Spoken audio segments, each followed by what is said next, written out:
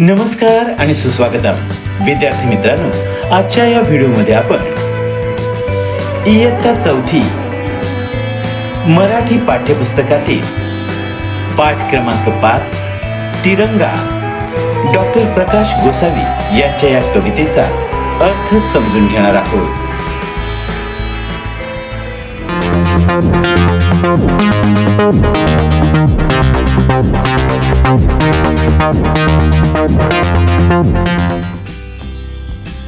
तर पाहूया इयत्ता चौथी मराठी पाठ्यपुस्तकातील पाठ क्रमांक 5 तिरंगा या कवितेचा अर्थ.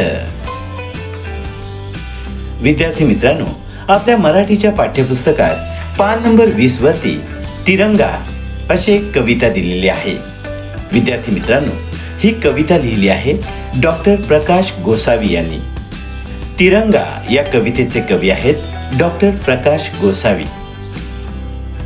आपल्या राष्ट्रीय ध्वजाबद्दल प्रेम, देशभक्ती, एकता आणि शौर्य यांचा संदेश देणारी ही कविता प्रथम आपण वाचूया. तिरंगा. विश्वशांतीचे अनसमतेचे ब्रीद आपुले राखूया. चला चला रे आज तिरंगा या खांद्यावर मिरवूया. जात धर्म ते विसरून जाऊ आपण सारे भाऊ भाऊ. भारत भूच्या छत्राखाली ऐक्य आपुले राखूया. चला चला रे आज तिरंगा या खांद्यावर मिरवूया. भीतीनं आम्हा मुळी कुणाची अभेद्य छाती हिमालयाची. भय कशाला आक्रमणाचे शूर शिपाई होऊया. चला चला रे आज तिरंगा या खांद्यावर मिरवूया. पाऊल आता पुढेच टाकू भारत भूची कीर्ती राखू. हरित क्रांतीचा विज्ञानाचा मंत्र संजीवन गाऊया. चला चला रे आज तिरंगा या खांद्यावर मिरवूया. तर विद्यार्थी मित्रांनो, डॉक्टर प्रकाश गोसावी यांची ही तिरंगा कविता आपण वाचलेली आहे.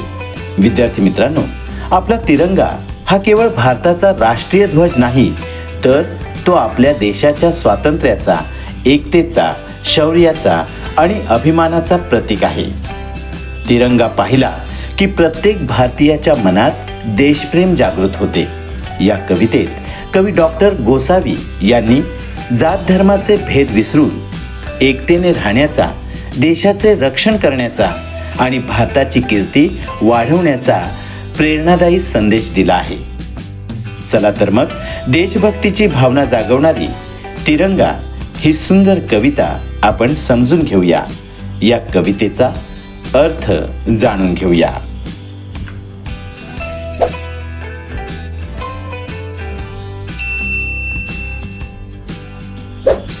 विश्वशांतीचे अनसमतेचे ब्रीद आपुले राखूया. चला चला रे आज तिरंगा या खांद्यावर मिरवूया. विद्यार्थी मित्रांनो, या ओळींमध्ये कवी म्हणतात की आपण जगात शांतता आणि समानता टिकवून ठेवूया. आपल्या भारताच्या तिरंग्याचा सन्मान करूया आणि अभिमानाने तो आपल्या खांद्यावरती मिरवूया. या ओळीतील काही शब्दार्थ पाहूया. विश्व म्हणजे दुनिया, जग. समता, समानता, समभाव, साम्य. ब्रीद म्हणजे बाणा, प्रतिज्ञा, व्रत. पुढील ओळी पाहूया. जात धर्म ते विसरून जाऊ आपण सारे भाऊ भाऊ. भारत भूच्या छत्राखाली ऐक्य आपुले राखूया. विद्यार्थी मित्रांनो, या ओळींमध्ये कवी म्हणतात आपण जात पात आणि धर्माचे भेद विसरून एकमेकांशी प्रेमाने राहूया. भारतभूच्या छत्राखाली सर्वांनी एकतेने राहून तिरंग्याचा मान राखूया. या ओळीतील शब्दार्थ. छत्र. छत्र म्हणजे संरक्षण, आश्रय, कवच. ऐक्य, एकता, एकी. कवितेच्या पुढील ओळी पाहूया. भीतीनं आम्हा मुळी कुणाची अभेद्य छाती हिमालयाची. भय कशाला आक्रमणाचे शूर शिपाई होऊया. या ओळींमध्ये कवी म्हणतात आपण कोणालाही घाबरत नाही. आपले धैर्य हिमालयासारखे भक्कम आहे.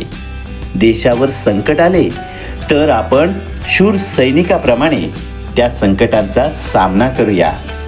या ओळीतील शब्दार्थ: अभेद्य, सहज जिंकता किंवा फोडता न येणारा. भय म्हणजे भीती, धास्ती, डर. पाऊल आता पुढेच टाकू, भारत भूची कीर्ती राखू. हरित क्रांतीचा, विज्ञानाचा मंत्र संजीवन गाऊया. विद्यार्थी मित्रांनो, या काव्यपंक्तींमध्ये कवी म्हणतात, आपण नेहमी प्रगतीच्या दिशेने वाटचाल करूया.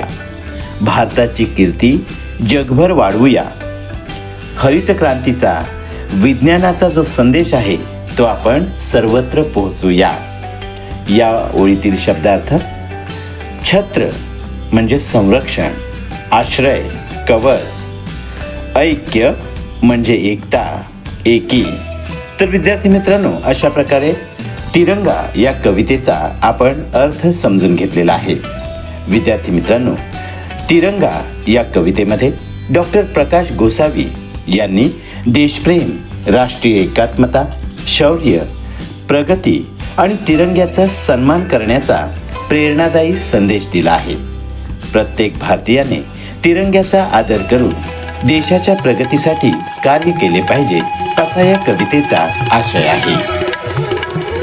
तर विद्यार्थी मित्रांनो, अशा प्रकारे आजच्या या व्हिडिओमध्ये आपण इयत्ता 4थी मराठी पाठ्यपुस्तकातील पाठ क्रमांक 5 तिरंगा डॉक्टर प्रकाश गोसावी यांच्या या कवितेचा अर्थ समजून घेतलेला आहे.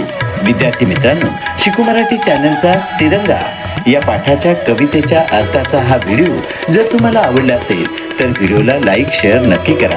शिकू मराठी चॅनलला प्रथमच भेट देत असाल तर चॅनलला सबस्क्राईब करा.